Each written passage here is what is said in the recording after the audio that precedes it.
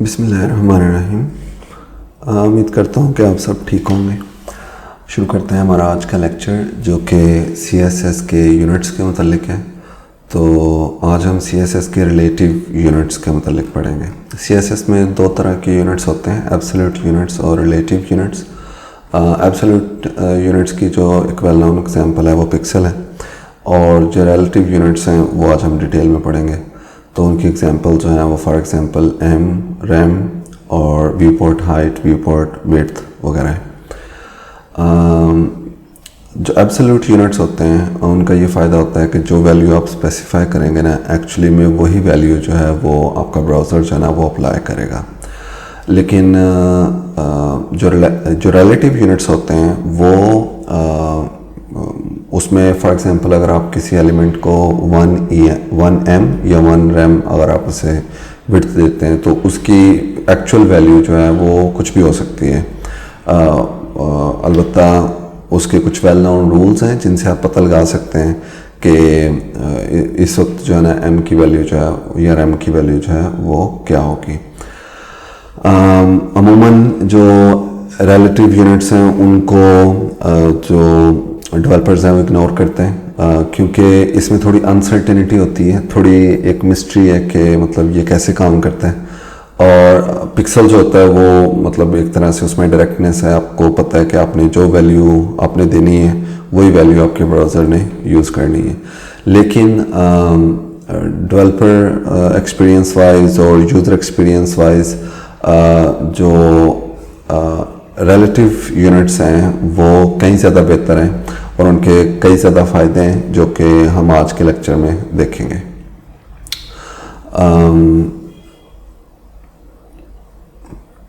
अमूमन जो experienced developers होते हैं वो भी कोशिश करते हैं कि उन्हें रिलेटिव यूनिट्स ना इस्तेमाल करने पड़े, लेकिन आज हम देखेंगे कि रिलेटिव यूनिट्स के क्या बेनिफिट्स हैं और मतलब आखिर किस वजह से ना उसको इग्नोर किया जाता है। तो जो रिलेटिव वैल्यूज़ या रिलेटिव यूनिट्स होते हैं उनकी जो पावर है या उनकी जो खसूसियत है, उनके जो बेनिफिट्स हैं वो आप इस तरह से अंदाज़ा लगा सकते हैं कि देखिए, जब आप कोई भी एक पेज डिज़ाइन कर रहे होते हैं और आप उसके लिए स्टाइल्स लिख रहे होते हैं तो हमारा जो कंटेंट है वो अलग लिखा जाता है HTML फाइल में, और जो स्टाइल्स हैं वो अलग हैं CSS में लिखे जाते हैं। सम टाइम आपके पास कंटेंट भी नहीं होता और आपने उसकी स्टाइलिंग करनी होती है। फॉर एग्जांपल आपको जस्ट आपको एक UI का जो मॉकअप है वो दे दिया गया है और उसमें कुछ डमी टेक्स्ट है, लेकिन जो एक्चुअल टेक्स्ट है वो कुछ डिफरेंट होगा। तो आपको आइडिया नहीं कि मतलब इसमें कितना कंटेंट होगा और आपने फिर भी उसके लिए स्टाइल लिखने हैं। तो मतलब CSS जो है वो इस लिहाज से दूसरे जो डिज़ाइन टूल्स हैं उनसे डिफरेंट है। फॉर एग्जांपल अगर आप एक चीज़ फोटोशॉप में डिज़ाइन कर रहे हैं तो आप जिस भी आप एक फिक्स्ड विड्थ और फिक्स्ड हाइट जो है ना आप अपने कैनवस की सेट करेंगे कि हमने अपना जो भी इमेज है वो इस साइज़ का होगा, उसकी हाइट विड्थ ये होगी, और उसके बाद आप उसमें अपना फॉन्ट साइज सेलेक्ट करेंगे, आप अपना उसमें बैकग्राउंड कलर देंगे, फॉन्ट साइज फिक्स्ड होगा, वो आप उसके ऊपर टेक्स्ट लिखेंगे, और जब आप उसको सेव करेंगे तो उसके बाद आप उसको कहीं भी सेंड करें तो वो मोर और लेस आपको वो सेम ही नज़र आएगी। ठीक है, आप उसको स्मॉल स्क्रीन पे ओपन कर लें, बड़ी स्क्रीन पे ओपन कर लें, तो वो ये तो होगा कि वो इमेज जो है वो स्केल होके बड़ा होके नज़र आएगा, लेकिन उसके प्रोपोर्शन सेम ही होंगे। ठीक है, अलबत्ता जो CSS है उसमें हम ये नहीं कह सकते। ठीक है, CSS में जैसे मैंने पहले बताया कि आपका कंटेंट डिफरेंट होता है और आपका जो स्टाइल्स हैं वो अलग होते हैं, और आपको बिफोर हैंड पता नहीं होता कि आपका कंटेंट जो है ना उसकी शेप क्या होगी एट द एंड। मतलब आप फेसबुक की एक पोस्ट से अंदाज़ा लगा लें कि कुछ लोग जो हैं वो एक सेंटेंस लिख के पोस्ट करते हैं, कुछ लोग जस्ट एक इमोजी पोस्ट कर सकते हैं, कुछ लोग हो सकता है 3-4 पैराग्राफ लिख के पोस्ट करते हैं। तो आपने अपना जो डिज़ाइन है वो इस लिहाज से बनाना है कि भाई वो जो भी वेरिएबल कंटेंट है वो उसके लिहाज से अपने आप को एडजस्ट कर सके। ठीक है, एक और चीज़ जो है वो जैसे बताया कि जो प्रिंट मीडिया है जिसमें आप यानी कि फोटोशॉप में अगर आप कोई चीज़ डिज़ाइन करते हैं एडोब इलस्ट्रेटर में, तो उसमें आपको ऑलरेडी जो डायमेंशंस हैं वो फिक्स्ड होती हैं और आपको बताई जाती हैं। लेकिन यहाँ पर CSS में यूज़र की स्क्रीन का साइज़ कुछ भी हो सकता है, आप उसको कंट्रोल नहीं कर सकते। एक ही यूज़र के पास 3-4 डिवाइसेस हो सकती हैं, उसके पास एक लैपटॉप हो सकता है, एक एक्सटर्नल डिस्प्ले हो सकता है, और उनके पास मोबाइल फ़ोन हो सकता है, ठीक है। और इन सारों की डायमेंशंस, हाइट, विड्थ मुख्तलिफ हैं, ठीक है। और हत्ता कि एक ही डिवाइस में हो सकता है यूज़र ने जो अपना ब्राउज़र है उसको फुल स्क्रीन में ओपन ना किया हो सकता है उन्होंने उसको मतलब हाफ स्क्रीन पे स्प्लिट किया हो, एक तरफ पे ब्राउज़र ओपन है और एक तरफ उनका कोड एडिटर ओपन है, ये कोई और चीज़। तो और ये भी हो सकता है कि यूज़र ने अपना जो ब्राउज़र है उसकी सेटिंग्स को भी चेंज किया हो, ठीक है। तो मतलब आपको बिफोर हैंड आइडिया नहीं कि आपकी CSS कहाँ पे अप्लाई होगी। तो अगर आप फिक्स्ड वैल्यूज़ दे देंगे, वो ऑब्वियसली आप जब डिज़ाइन कर रहे होंगे तो आपके सामने आपका जो वेब पेज है वो फुल स्क्रीन में ओपन होगा, और आपकी जो डिवाइस है वो उसका साइज़ बिलफर्ज 1280 पिक्सल है, 1280 पिक्सल अगर उसका साइज़ है, तो आप उस लिहाज से डिज़ाइन कर रहे हैं और आप फिक्स्ड वैल्यूज़ देते जाएंगे। आप कहेंगे जी 20 पिक्सल जो है ना मार्जिन छोड़ना है, 10 पिक्सल जो है पैडिंग छोड़नी है। लेकिन ये आपको तो ठीक नज़र आएगा, लेकिन एक बंदा है जो कि पुराने मॉनिटर पे इसको देख रहा है जिसका साइज़ ही 180 पिक्सल कह लें, ठीक है, या 1024 पिक्सल कह लें जिसका वो है साइज़ है, तो वो जब इसको देखेगा तो आपकी वेबसाइट जो है वो उसकी स्क्रीन से ओवरफ्लो कर रही होगी, क्योंकि 1024 पिक्सल में 1080 या 1280 पिक्सल जो है ना वो फिट करने के वक्त वो ऑब्वियसली कुछ चीज़ें जो है ना लेफ़्ट राइट पे छूट जाएंगी। तो और सिमिलरली अगर किसी के पास बड़ा डिस्प्ले है तो आपकी वेबसाइट उसको स्मॉल नज़र आएगी, हो सकता है उसकी स्क्रीन के जो डायमेंशन है वो 3000 समथिंग है, ठीक है, और आपने डिज़ाइन किया हुआ है 1280 पिक्सल में, तो अब आपकी वेबसाइट जो है उसे अपनी डिस्प्ले में उसको स्मॉल सेंटर में नज़र आएगी। तो कहने का मकसद ये है कि आप फिक्स्ड वैल्यूज़ इस्तेमाल कर सकते हैं, लेकिन वो करके आप अपने आप को कंस्ट्रेंट कर लेंगे, और आप डेफिनेटली किसी भी वेब पेज को सिर्फ पिक्सल वैल्यूज़ को ही यूज़ करके डिज़ाइन कर सकते हैं, लेकिन उसमें आपको काफ़ी सारी चीज़ों को मद्देनज़र रखना होगा और काफ़ी सारी रिस्पॉन्सिवनेस बनाने के लिए अलग से CSS लिखनी होगी। लेकिन आज हम देखेंगे कि हम जो रिलेटिव यूनिट्स हैं उनके लिहाज से अपने वेब पेज को कैसे डिज़ाइन कर सकते हैं, और उससे क्या होगा कि जो भी यूज़र के स्क्रीन साइज़ है उसके लिहाज से हमारा जो डिज़ाइन है ना वो खुद ब खुद एडजस्ट करेगा, ठीक है। चाहे यूज़र उसको एक मतलब एक्सटर्नल लार्ज डिस्प्ले में 4K डिस्प्ले में ओपन करे या वो एक 4 इंच की जो उसका मोबाइल फ़ोन की स्क्रीन है उस पर ओपन करे, तो हमारा डिज़ाइन जो है ना उस पर रिस्पॉन्ड करेगा। तो जो लुबुल बाब है वो ये कि हमने पिक्सल परफेक्ट डिज़ाइन बनाने की कोशिश नहीं करनी। पिक्सल परफेक्ट डिज़ाइन जो होता है ना वो अमूमन होता है कि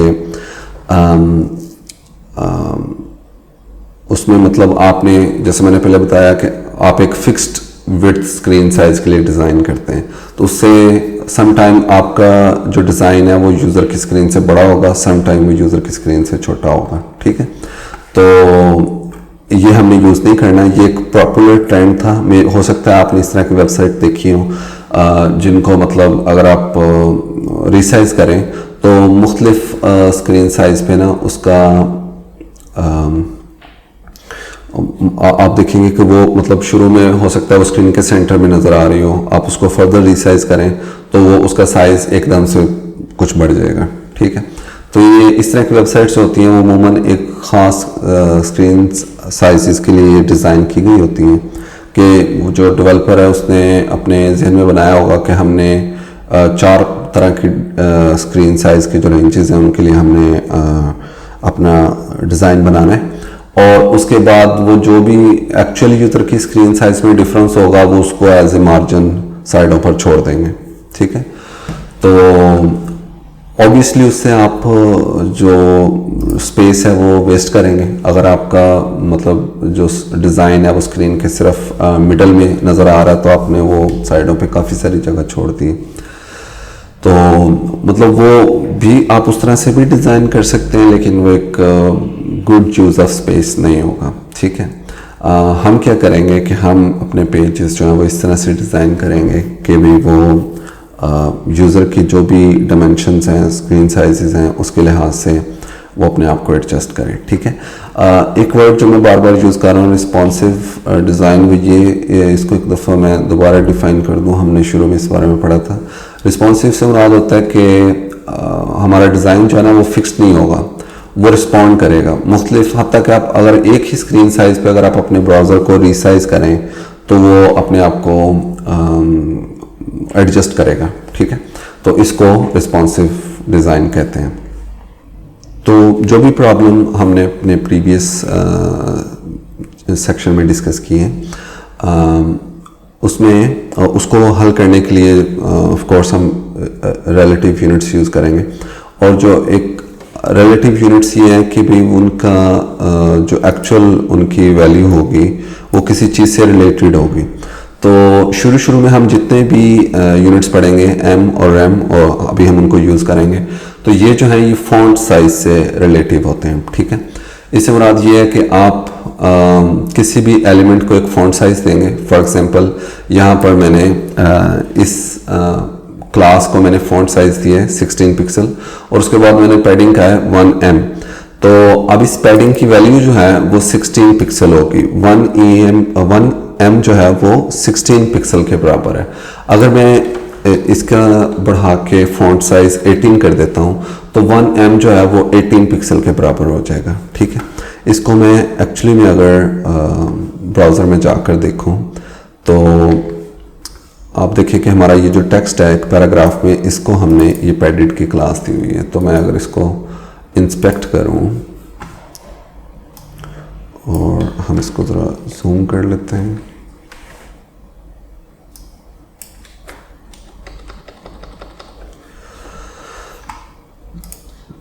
हम कंप्यूटर में जाएंगे और हम पैडिंग की वैल्यू देखेंगे कि वो 18 पिक्सल है। सिमिलरली अगर मैं इसको कहूँ कि हाफ EM, तो हाफ M जो है वो 9 पिक्सल होगा। ठीक है, यानी कि फॉन्ट साइज 18 पिक्सल है तो हाफ EM क्या होगा, इसका 18 का हाफ जो है वो 9 पिक्सल होंगे। सिमिलरली अगर मैं फॉन्ट साइज 20 पिक्सल कर दूं तो ऑब्वियसली पैडिंग जो है वो 10 हो जाएगी। ओके, तो कहने का मकसद ये है कि M जो है वो एक रिलेटिव यूनिट है, और ये किस चीज़ से रिलेटेड है, फॉन्ट साइज से रिलेटेड है, और इसकी वैल्यू वही होगी जो कि फॉन्ट साइज की वैल्यू है। ठीक है, 1EM की वैल्यू वो होगी जो कि फॉन्ट साइज की है।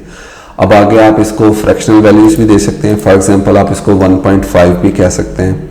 अब इस यहाँ पर इससे मुराद ये है कि भाई ये 30 पिक्सल इसकी वैल्यू होगी। तो यहाँ पर आके हम देख सकते हैं कि एक्चुअली में वो 30 पिक्सल ही उसकी वैल्यू है। ठीक है, तो ये हमारे पास एक पहला यूनिट है। और अगेन इसको इस्तेमाल करने के लिए आप जो भी मतलब आपकी प्रॉपर्टी है वो लिखेंगे, और उसके बाद आप जो भी आपकी वैल्यू है वो लिखेंगे, और उसके बाद आप लिखेंगे M। ओके, ठीक है, बढ़ते हैं हमारी नेक्स्ट एग्जांपल की तरफ। तो नेक्स्ट एग्जांपल में हमारे पास यहाँ पर हमने दो अदद स्पैन टैग बनाए हैं, और उनको हमने क्लासेस दिए हैं बॉक्स और बॉक्स स्मॉल और बॉक्स लार्ज।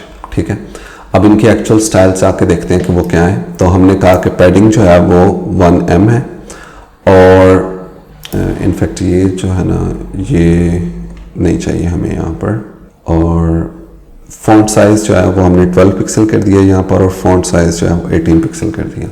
अब यहाँ पर हम एक बहुत ही इंटरेस्टिंग इफेक्ट देखेंगे इसका, कि शुरू में हम देखें कि हमारे जो एलिमेंट्स हैं दोनों को सिर्फ बॉक्स की क्लास दी है, और बॉक्स की क्लास क्या करेगी, उनकी पैडिंग 1EM कर देगी, और बैकग्राउंड कलर जो है वो लाइट ग्रे कर देगी। तो अगर मैं इसको ब्राउज़र में जाके देखूं तो हमारे पास ये दोनों इक्वल साइज़ के दो बॉक्सेस हैं। अब यहाँ पर मैं क्या कहता हूँ, मैं इसको कहता हूँ बॉक्स स्मॉल। तो अब बॉक्स स्मॉल की क्लास क्या करेगी, वो फॉन्ट साइज को कर देगी 12 पिक्सल। ठीक है, हमें पता है कि बाय डिफ़ॉल्ट जो है ना वो HTML में फॉन्ट साइज जो होता है वो 16 होता है। ठीक है, हमने क्या कर दिया, हमने ये क्लास बनाई और इस एलिमेंट को अप्लाई किए, और इसका फॉन्ट साइज जो है वो 12 पिक्सल है। ठीक है, जो कि कह लें कि नॉर्मल 16 पिक्सल से कुछ कम है। तो अगर आप यहाँ पर आए तो आप देखें कि जो स्मॉल है ना उसका फॉन्ट साइज स्मॉल हो गया। ओके, सिमिलरली आप यहाँ पर आए और आप इसको क्लास दें बॉक्स लार्ज। ओके, अब बॉक्स लार्ज जो है वो क्या है 18 पिक्सल। ठीक है, 18 पिक्सल जो है वो नॉर्मल से कुछ ज़्यादा है और इनफैक्ट 12 पिक्सल से तो डेफिनेटली ज़्यादा है। तो आप देखेंगे कि वो उसका साइज़ जो है ना वो लार्ज हो गया। सिमिलरली मैं अगर यहाँ पर एक इसकी कॉपी बना दूँ और मैं इसको कहूँ रेगुलर और यहाँ पर हम जस्ट बॉक्स की क्लास देते हैं, तो अब आप देखेंगे कि ये एक रेगुलर 16 पिक्सल में बॉक्स बना हुआ है और ये 12 पिक्सल में और ये 18 पिक्सल में है। और इनको देखें बनाने के लिए हमने क्या किया है, तमाम बॉक्सेस को जो EM की वैल्यू है वो 1M ही है। ठीक है, अगर आप इसकी पैडिंग देखें तो वो तमाम की 1 EM ही है। अलबत्ता सबका फॉन्ट साइज जो है ना वो डिफरेंट है। इसका फॉन्ट साइज 12 है, इसका फॉन्ट साइज नहीं दिया गया तो डिफॉल्ट जो है वो 16 है, तो इसीलिए पैडिंग 16 है। और इसका फॉन्ट साइज हमने खुद स्पेसिफाई किया है 18। तो अब देखें वही सेम 1M की वैल्यू जो है ना वो 18 पिक्सल हो गई। तो मतलब हम किसी एलिमेंट को इमेजिन करें, ये डिज़ाइन जो है हम अपने क्लाइंट को, हम अपने बॉस को, मैनेजर को दिखाते हैं, तो वो कहते हैं कि नहीं मतलब ये डिज़ाइन जो है ना ये कुछ स्मॉल है, आप इसको थोड़ा और लार्ज करें, तमाम जो एलिमेंट्स हैं ना इनको स्केल कर दें। ठीक है, तो मैं फॉर एग्जांपल इसको आकर यहाँ पर 14 पिक्सल कर दूंगा और इसको 20 पिक्सल कर दूंगा। बाकी मुझे मतलब अपने जो इंडिविजुअल बॉक्स है उनमें जाके कुछ चेंज नहीं करना होगा और मेरा डिज़ाइन जो है ना वो खुद ब खुद ही स्केल हो जाएगा। ठीक है, और सिमिलरली जो यूज़र होता है वो अपने ब्राउज़र की सेटिंग में जाके अपना फॉन्ट साइज जो है वो डिफ़ॉल्ट से हटा के, डिफ़ॉल्ट 16 से हटा के कुछ और कर सकता है। फॉर एग्जांपल हो सकता है कि उन्होंने 20 किया हो, तो इस सेंस में जब आप उसे 1M अगर आपने यहाँ पर लिखा होता कि 10 पिक्सल जो है ना वो हमने पैडिंग देनी है, तो पैडिंग सभी में सेम होनी थी। ठीक है, और यूज़र जो है वो अपना फॉन्ट साइज चेंज भी कर लेता तो उसे कुछ फ़र्क नहीं पड़ना था। लेकिन जब हमने इसको वैल्यू दी है 1M, तो अब अगर यूज़र जो है वो अपना फॉन्ट साइज अगर वो अपना फॉन्ट साइज कम या ज़्यादा करता है तो हमारे डिज़ाइन में उसकी पैडिंग और मार्जिन और जो भी वैल्यूज़ हमने M के ज़रिए स्पेसिफाई की होंगी वो उसके अकॉर्डिंगली कम या ज़्यादा हो जाएंगे। ठीक है, तो हमारा डिज़ाइन जो है ना वो वेल प्रोपोर्शनड सही तनासब में नज़र आएगा। ठीक है, आप इसकी मिसाल ऐसे ले लें कि अगर आपने एक 4 इंच यानी कि एक मोबाइल में आपने कुछ डिज़ाइन बनाया और आपने वहाँ पर 10 पिक्सल जो है ना वो पैडिंग छोड़ी है। ठीक है, अब वही डिज़ाइन जो है वो एक 4K डिस्प्ले में दिखाया जा रहा है। ठीक है, तो 4 इंच स्क्रीन साइज में आप देख लें कितने पिक्सल होंगे और 4K डिस्प्ले में कितने पिक्सल होंगे। तो डेफिनेटली जो 4K डिस्प्ले है उसमें आपके जो पैडिंग है वो कम नज़र आ रही होगी। ठीक है, सिमिलरली अगर आपने यही डिज़ाइन पैडिंग के M के ज़रिए बनाया होता और मतलब आगे हम इसकी एक ट्रिक देखेंगे कि कैसे हम अपना फॉन्ट साइज जो है वो स्क्रीन की जो विड्थ है उसके लिहाज से एडजस्ट कर सकते हैं, तो हमारा डिज़ाइन जो था उसने बड़ी स्क्रीन पर बड़े साइज़ की पैडिंग छोड़नी थी और जो छोटी स्क्रीन हैं उन पे पैडिंग का साइज जो है ना खुद ही कम कर देना था। ठीक है, तो ये हम इंशाल्लाह भी आगे चल के देखते हैं। तो यहाँ पर हमने देखा कि कैसे हम पैडिंग को हमने सेम रखा है।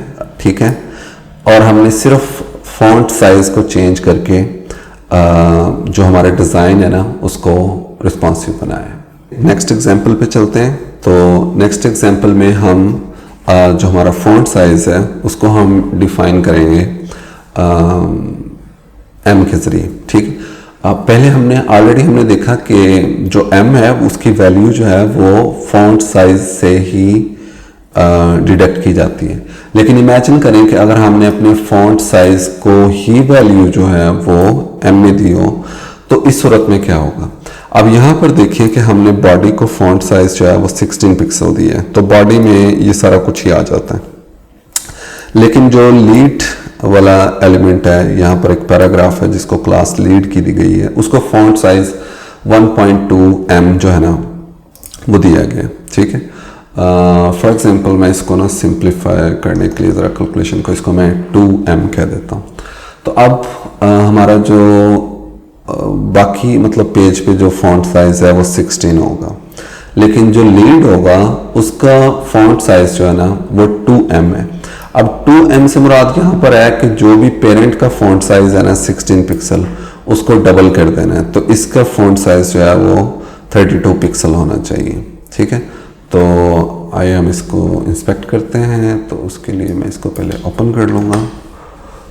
तो हमारा फॉन्ट साइज कितना आ गया, 32 पिक्सल। ओके, तो यहाँ पर मतलब जो चीज़ समझने वाली है वो क्या है कि हमने एक, मैंने आपको बताया कि हमारा जो m है वो एक रिलेटिव यूनिट है, और यानी कि इसकी जो वैल्यू है वो किसी और चीज़ के रिलेशन से डिटरमिन की जाती है। ठीक है, और वो क्या चीज़ है, फॉन्ट साइज। m की वैल्यू जो है वो हमें फॉन्ट साइज से पता चलती है, लेकिन अगर फॉन्ट साइज को ही m की वैल्यू दी गई हो तो इस सूरत में क्या होगा। तो इस सूरत में हम जो भी पेरेंट एलिमेंट है, यहाँ पर मतलब पेरेंट एलिमेंट पे हमने बॉडी को फॉन्ट साइज 16 पिक्सल दिए, तो हम इसकी वैल्यू निकालने के लिए हम क्या करेंगे, पेरेंट के फॉन्ट साइज को लेंगे और सिमिलरली इसको 2 से मल्टीप्लाई कर लेंगे, या अगर यहाँ पर हम 1.5 कह दें तो ये अब 24 पिक्सल हो जाएगा।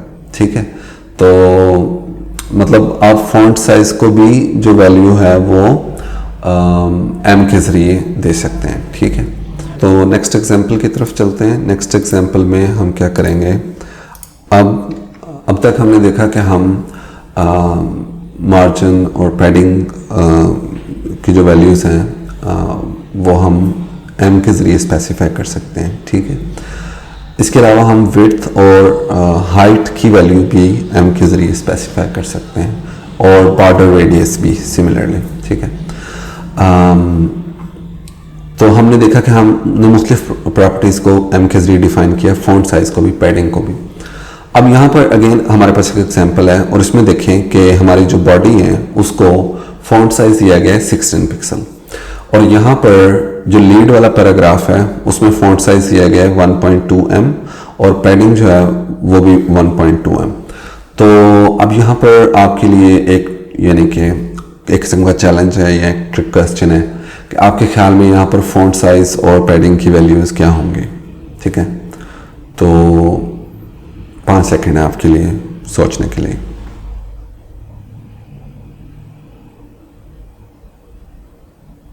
ठीक है, तो फॉन्ट साइज जो है वो 1.2m है और पैडिंग भी 1.2m है। तो सबसे पहले तो हमें पता लगाना होगा कि 16 पिक्सल का 1.2m जो है वो क्या है। ठीक है, तो 16 मल्टीप्लाइड बाय 1.2 जो है वो होता है 19.2। ऐसा कर लेते हैं कि इसको 1.5 कर देते हैं ताकि जो कैलकुलेशन है वो कुछ सिंप्लीफाई हो जाए।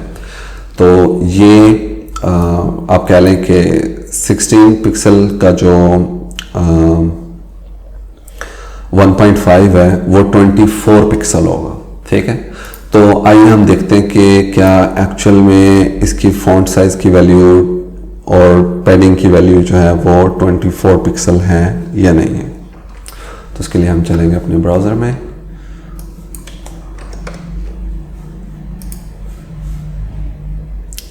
और हम इसको इंस्पेक्ट करेंगे। तो देखें कि एक सेकंड, हमने पैडिंग और फॉन्ट साइज, और वो लीड में पैडिंग और फॉन्ट साइज। ओके, तो फॉन्ट साइज जो है हमारे पास 24 पिक्सल है, और पैडिंग जो है पैडिंग 36 पिक्सल है। ठीक है, फॉन्ट साइज जो है वो 24 पिक्सल है, और जो पैडिंग है वो 36 पिक्सल है। हालांकि इन दोनों की वैल्यू एक ही है, 1.5m और 1.5m। तो ये क्या है, तो यहाँ पर मतलब जब भी हम m को फॉन्ट साइज, जैसे कि यहाँ पर हमने किए फॉन्ट साइज के साथ साथ सेम रूल में किसी और वैल्यू को भी हम m की वैल्यू देते हैं, किसी और प्रॉपर्टी को भी अगर हम m की वैल्यू देते हैं तो फिर क्या होगा, सबसे पहले फॉन्ट साइज की वैल्यू कैलकुलेट होगी। ठीक है, जैसे कि हमने पढ़ा कि हमने पहले देखा कि जो पैडिंग की वैल्यू है हमेशा जो नज़दीक तरीन फ़ॉन्ट साइज़ डेफिनेशन होती है वो उससे डिडक्ट की जाती है। तो मतलब या तो इसके पेरेंट का फ़ॉन्ट साइज़ हो या इस एलिमेंट में ख़ुद अपना फ़ॉन्ट साइज़ हो। जैसा कि हमने इधर पीछे देखा है कि हम मतलब एक एलिमेंट को फ़ॉन्ट साइज़ देते हैं और मतलब ये दोनों क्लासें मिक्स करके हमने इस एलिमेंट को फ़ॉन्ट साइज़ और पैडिंग दिए, तो उसकी पैडिंग की वैल्यू वही थी जो कि उसका फ़ॉन्ट साइज़ था। ठीक है, जैसे हमने यहाँ पर भी देखा कि फ़ॉन्ट साइज़ जो है वो 20 पिक्सल है, तो पैडिंग जो थी वो 30 पिक्सल थी। सिमिलरली यहाँ पर सबसे पहले हम ये फ़ॉन्ट साइज़ कैलकुलेट करेंगे, तो 16 पिक्सल का 1.5 mm जो है ना वो बनेगा जी 24 पिक्सल। ओके, अब इस फॉन्ट साइज को जो कि 24 पिक्सल है, इसका 1.5 जो है ना वो लिया जाए तो वो बनेगा 36 पिक्सल। ठीक है जी, 36 पिक्सल, यानी कि आप 24 प्लस 12 यानी कि 1.5 उसको आप जमा करेंगे तो ये 36 पिक्सल जो है ना आपके पास आ जाएगा। तो बावजूद इसके कि इनकी वैल्यू जो है वो हमने एक ही दी है, मतलब दोनों की वैल्यू 1.5 mm है, लेकिन इसका जो 1.5 mm है वो इसके पेरेंट के लिहाज से कैलकुलेट हुआ है और ये जो 1.5 mm है ये इस फॉन्ट साइज के लिहाज से हुआ है। ठीक है, ये वाला 1.5 mm जो इसके पेरेंट का फॉन्ट साइज है उसके लिहाज से, और ये वाला 1.5 mm जो है वो इसी एलिमेंट का जो अपना फॉन्ट साइज है उससे कैलकुलेट हुआ है। ओके, तो होपफुली आपको इससे समझ आ गई होगी कि हमेशा जो m की वैल्यू है वो जो नज़दीक तरीन फॉन्ट साइज़ की डेफिनेशन होती है और वहाँ से वो डिडक्ट की जाती है। तो जो मतलब अब यहाँ पर 1.5 m से नज़दीक तरीन फॉन्ट साइज़ ये है जो कि बजाते खुद m में है, तो उससे नज़दीक तरीन फॉन्ट साइज़ जो है वो ये है। तो यहाँ पर नज़दीक तरीन होने से मुराद ये है कि भी वो डॉम ट्री में वो नज़दीक है। ठीक है, ये यहाँ पर CSS में कोड में एक दूसरे के पास होने से फ़र्क नहीं पड़ेगा, मतलब वो डॉम ट्री में जो भी इसका पेरेंट है और मतलब यहाँ पर लीड का पेरेंट जो है वो बॉडी है, तो मतलब उसके पेरेंट का जो फॉन्ट साइज है उसके लिहाज से ये चीज़ें कैलकुलेट होंगी या इसका अपना जो फॉन्ट साइज है। ठीक है, ओके, ठीक है, नेक्स्ट एग्जांपल की तरफ बढ़ते हैं जो कि श्रिंकिंग फॉन्ट प्रॉब्लम है। तो इसमें अगर हम देखें, इसको हम पहले अपने ब्राउज़र में ओपन करके देखेंगे, तो आप देखें कि टॉप लेवल से शुरू होकर सेकंड लेवल जो है वो टॉप लेवल से स्मॉलर है, थर्ड लेवल जो है वो सेकंड लेवल से स्मॉलर है, और सिमिलरली जो फिफ्थ लेवल है वो तो बिल्कुल ही छोटा हो गया। तो अगर हम यहाँ पर आकर इसकी स्टाइल शीट पढ़ें तो आप देखेंगे कि ये कुछ नेस्टेड लिस्ट्स हैं। पहले एक UL है, उसमें LI है, और उसके अंदर एक नेस्टेड लिस्ट है, उसमें एक LI है, फिर उसमें एक नेस्टेड लिस्ट है, और मतलब सिमिलरली और हमने यहाँ पर फॉन्ट साइज़ क्या स्पेसिफाई किए हैं, वो हमने कहा कि जो लिस्ट का फॉन्ट साइज़ है वो 0.8 mm होगा। ठीक है, तो अगर हम देखें ये जो पहले UL है इसका साइज़ जो है वो 0.8 mm होगा। तो 0.8 जो है वो तकरीबन कितना होगा जी, 16 मल्टीप्लाइड बाय 0.8, तो वो 12.8 होगा। ओके, तो ये जो पहला UL है इसका जो इंस्पेक्ट करके अगर हम फॉन्ट साइज़ देखें तो इसका फॉन्ट साइज 12.8 पिक्सल है जैसे कि हमने कैलकुलेट किया। और अब हम इसको एक्सपेंड करते हैं और जो नेस्टेड लिस्ट है वहाँ तक पहुँचते हैं। ठीक है, अब इसका जो फॉन्ट साइज है वो 12.24 पिक्सल है। वो क्यों है? वो इसलिए कि अब इसका जो फॉन्ट साइज है वो अगेन ये भी एक UL है, तो इसका भी हमने इसको स्टाइल दिया है वो सेम ही है 0.8 m। अलबत्ता अब इसका m जो है वो इसके पेरेंट के फॉन्ट साइज के लिहाज से होगा। इसका पेरेंट जो था वो बॉडी था जिसका फॉन्ट साइज 16 है।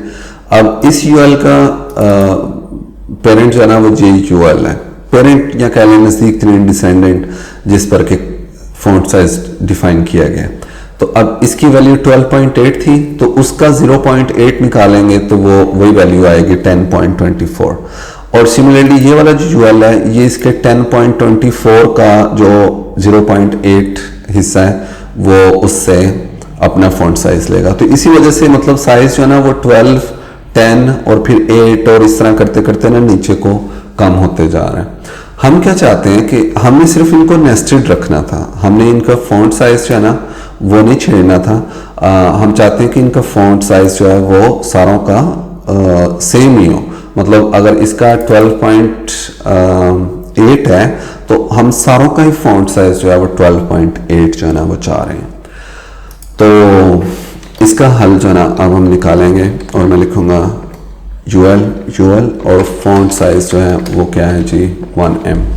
और अगर हम इसको आकर देखें तो आपको देखने से ही आइडिया हो जाएगा कि ये तमाम का फॉन्ट साइज जो है ना वो बराबर हो गए। और उसकी क्या रीज़न है कि मैंने कहा कि जो यूएल है उसका फॉन्ट साइज 0.8M है, लेकिन ऐसे यूएल जो कि किसी और यूएल के अंदर नेस्टेड हैं उनका फॉन्ट साइज जो है ना वो 1M ही होगा। 1M से मुराद है कि जो भी उनका पेरेंट का फॉन्ट साइज है वो उसके बिल्कुल इक्वल होगा। तो अब यहाँ पर जब आप आएंगे तो ये सिर्फ यूएल है, ये एक नेस्टेड यूएल नहीं है, यानी कि ये किसी और यूएल के अंदर नहीं है। तो इसको ये वाला स्टाइल अप्लाई होगा और इसका साइज जो है वो 0.8 होगा। ठीक है, तो वो 12.8 समथिंग है। ठीक है, अब यहां पर आए तो ये एक यूएल के अंदर यूएल है। ठीक है, तो इसको हमने 1EM कह दिया। 1EM से मुराद है कि जो भी इसके पेरेंट का फॉन्ट साइज है एग्जैक्टली सेम वही इसका होगा। तो जो कि इसका कैलकुलेट होकर 12.8 था तो 12.8 ही इसका हो जाएगा। सिमिलरली ये भी यूएल जो है वो एक अदद यूएल के अंदर है, तो ये भी मतलब एग्जैक्टली इसी का जो साइज है वो ये ले लेगा, तो वो भी 12.8 हो जाएगा। और सिमिलरली ये नीचे सारे इसी तरह 12.8 हो जाएंगे। तो ये जो मतलब यूएल के अंदर जो यूएल आने की वजह से फॉन्ट हमारा श्रिंक हो रहा था, हमने उसको इस तरह से हल किए। ठीक है, कि हमने जो नेस्टेड यूएल है उसको डिफरेंट फॉन्ट साइज दे दी है।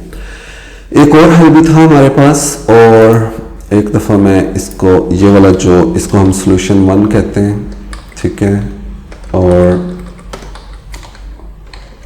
सोल्यूशन नंबर 1, और एक और हमारे पास सोल्यूशन है, और वो क्या है, उसमें ये है कि हम जो फॉन्ट साइज है वो हम कहें 0.8 रैम है। ठीक है, अब अगर मैं इसको वो करता हूँ और रिफ्रेश करूँ तो देखें कि ये वाला जो हमारा सोल्यूशन है उसको मैंने कमेंट किया हुआ है, और कुछ भी किए बगैर हमारा जो फॉन्ट साइज है वो ऑलरेडी कंसिस्टेंट है। ठीक है, सबका एक ही फॉन्ट साइज है। तो जो दूसरा सोल्यूशन है वो क्या कि हम रैम को यूज़ करें फॉन्ट साइजिंग के लिए। रैम क्या होता है, रैम भी एम ही की तरह है, लेकिन जो m की वैल्यू है वो नज़दीक तरीन फॉन्ट साइज डेफिनेशन से डिडक्ट की जाती है। अलबत्ता रैम जो होता है रूट m जो होता है वो हमेशा ये जो HTML टैग है इसका जो फॉन्ट साइज है वो इससे लिया जाता है। ठीक है, तो अब बेशक यहाँ पर मतलब अगर मैं यहाँ पर अगर आपको एग्जांपल दिखाऊं, फॉर एग्जांपल पैडिंग 1 रैम और यहाँ पर फॉन्ट साइज जो है वो 20 पिक्सल है। ठीक है, तो अब आपके ख्याल में इस पैडिंग की वैल्यू क्या होगी, ज़रा सोचें इस बारे में। अगर तो आपका आंसर है कि ये 16 होगी तो वो आंसर ठीक नहीं है। इनफैक्ट वो आंसर ठीक है, ये 16 पिक्सल ही होगी और 20 पिक्सल नहीं होगी, हालांकि वो इसके नज़दीक 3 डिफाइन किया गया। वो इसलिए कि रैम की वैल्यू जो है ना वो नज़दीक तरीन फॉन्ट साइज से मैटर नहीं करती, ना वो इस फॉन्ट साइज से मैटर करेगी, बल्कि वो जो भी इस HTML टैग का फॉन्ट साइज होगा वो उससे वो जो है ना वो ली जाएगी। तो इसका जो साइज़ है वो वही होता है जो कि ब्राउज़र का डिफ़ॉल्ट होता है, जो कि तकरीबन तमाम मॉडर्न ब्राउज़र में हमेशा 16 ही होता है। तो इसलिए जो है ना जो ये पैडिंग की वैल्यू है ये 16 पिक्सल होगी। हम इसको एक्चुअली में ये हमने यूएल को अप्लाई किया। तो अगर आप इसको इंस्पेक्ट करें तो यूएल पे जाएं तो जो पैडिंग है वो 16 पिक्सल है, ठीक है। हालांकि इसका फ़ॉन्ट साइज 20 पिक्सल है। अगर हम इसको एम करते हैं तो अब जो पैडिंग है वो 20 पिक्सल हो जाएगी, यानी कि अब ये नज़दीक तरीन फ़ॉन्ट साइज से इफ़ेक्ट हो रहा है, ठीक है। तो मैं इसको वापस ले जाता हूँ। तो ओरिजिनल डिस्कशन की तरफ चलते हैं कि जो हमारा श्रिंकिंग फ़ॉन्ट प्रॉब्लम है उसको हमने दो तरीक़ों से हल किया कि एक तो हमने जो नेस्टेड जो भी एलिमेंट्स थे उनके साइज़ को हमने रीसेट कर दिया। कभी हमने कह दिया कि वो जो नेस्टेड एलिमेंट है उनका फ़ॉन्ट साइज़ 1M होगा, यानी कि अपना जो भी पेरेंट है वो उसके एग्जैक्टली इक्वल होगा। यहाँ हमारे पास जो सेकंड सॉल्यूशन है कि भी हम अपना जो यूएल है उसको हम फ़ॉन्ट साइज़ ही रैम में दें, ठीक है। जब हम उसको फ़ॉन्ट साइज़ ही रैम में देंगे तो वो क्या हो जाएगा कि वो लाज़मन जहाँ जहाँ पे भी यूएल होगा तो वो उसका साइज़ जो है ना इस पेरेंट एलिमेंट के फ़ॉन्ट साइज़ से रिलेटेड होगा, ठीक है। अगर मैं चाहूँ तो मैं यहाँ पर आकर लिख सकता हूँ HTML font size 20 pixel, okay. तो अब जो यूएल का फ़ॉन्ट साइज़ है 0.8 रैम जो है ना वो 16 पिक्सल बनेंगे।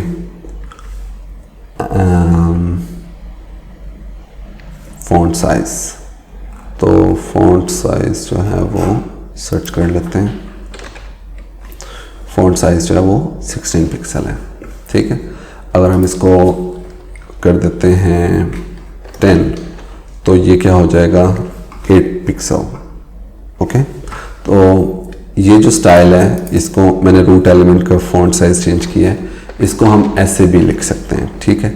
या मैं HTML लिख सकता है या मैं इसको ये कॉलन रूट लिख दूँ तो तब भी सेम वही इफेक्ट आएगा, अभी भी ये 8 पिक्सल ही है, ओके। तो इसको मैं रिमूव कर देता हूँ यहाँ से। तो अभी आपने मतलब दो तरीक़ाकार देखें कि हम श्रिंकिंग फ़ॉन्ट प्रॉब्लम को कैसे सॉल्व कर सकते हैं। यहाँ पर एक चीज़ नोट करेंगे कि ये जो श्रिंकिंग फ़ॉन्ट साइज़ प्रॉब्लम है ये सिर्फ फ़ॉन्ट साइज़ रिलेटेड नहीं होगी। फॉर एग्जांपल अगर आप देख रहे हैं कि आपकी पैडिंग की वैल्यू मुसलसल कम से कम होती जा रही है, आपके एलिमेंट की हाइट विड्थ जो भी वैल्यू आपने एम में स्पेसिफाई की हुई है अगर वो मुसलसल कम होती जा रही है तो या वो मुसलसल ज़्यादा होती जा रही है तो वो उस सूरत में आप उसको इस पैटर्न को मद्देनज़र रख के उसको सॉल्व कर सकते हैं, ठीक है।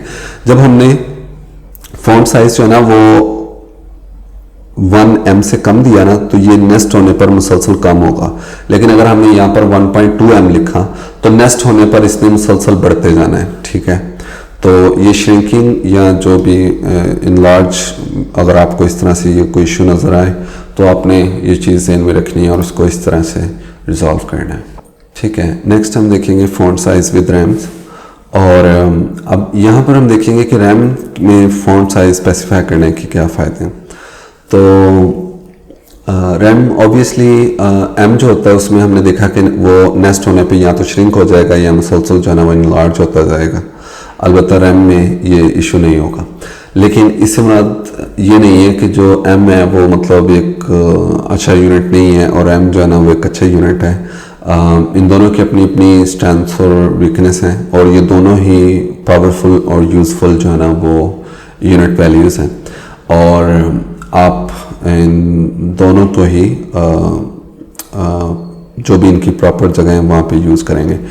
मैं जो आपको रिकमेंड करता हूँ कि आपने अमूमन जो रैम्स हैं वो फ़ॉन्ट साइज़ के लिए इस्तेमाल करने, ठीक है। और एम्स जो हैं वो हमेशा मार्जिन पैडिंग, एलिमेंट की साइजिंग यानी कि एलिमेंट के हाइट विड्थ और जो बॉर्डर रेडियस है उसके लिए आप एम्स यूज़ कर सकते हैं और पिक्सल जो हैं वो सिर्फ बॉर्डर के लिए, ठीक है। तो यहाँ पर मैं आपको क्विकली जो है ना बॉर्डर और बॉर्डर रेडियस का ज़रा बता दूँ। तो फॉर एग्जांपल ये मेरे पास एक हेडिंग है और मैं यहाँ पर आकर इसको कुछ स्टाइल देता हूँ। तो मैं कहता हूँ बॉर्डर 1 पिक्सल सॉलिड ब्लैक, ठीक है। तो तो अब देखिए कि इसके इर्द गिर्द जो है ना वो 1 पिक्सल विड्थ का सॉलिड ब्लैक जो है ना वो बॉर्डर बन गया। मैं इसका मतलब जो कलर है वो चेंज कर सकता हूँ। फॉर एग्जांपल मैं इसको कुछ येलो कर सकता हूँ, ओके, जो कि विजिबल ही नहीं है। मे बी ब्लू कर देते हैं, ठीक है, या ब्लैक कर देते हैं वापस, ठीक है। तो हम इसका कलर चेंज कर सकते हैं बॉर्डर का, फिर हम इसका स्टाइल भी चेंज कर सकते हैं। फॉर एग्जांपल मैं इसको डॉटेड बना देता हूँ या मैं इसको डैश्ड बना देता हूँ, ठीक है। तो अब ये डैशेस में नज़र आ रहा है, ठीक है। अगर मैं इसे पैडिंग 1 EM दे दूँ तो हमें कुछ और भी वाज़ेह नज़र आएगा। और मैं यहाँ पर बैकग्राउंड कलर भी दे दूँ, बैकग्राउंड कलर, और वो बिलफर्स हम ग्रे दे देते हैं, ओके। अब यहाँ पर देखिए कि इसका जो ये मतलब जो इस एलिमेंट को मैंने जहाँ जहाँ पे कलर है ना वो इसका बॉक्स है, जैसे कि हम बॉक्स मॉडल में पढ़ चुके हैं ऑलरेडी। और उस बॉक्स के इर्द गिर्द जो है वो डैशेस के ज़रिए इसका बॉर्डर बना हुआ है। और मैं ऐसे करता हूँ कि इसका कलर थोड़ा चेंज करें ताकि जो हमारा बॉर्डर है वो नज़र आए, ओके। यहाँ पर अभी नज़र आ रहा है।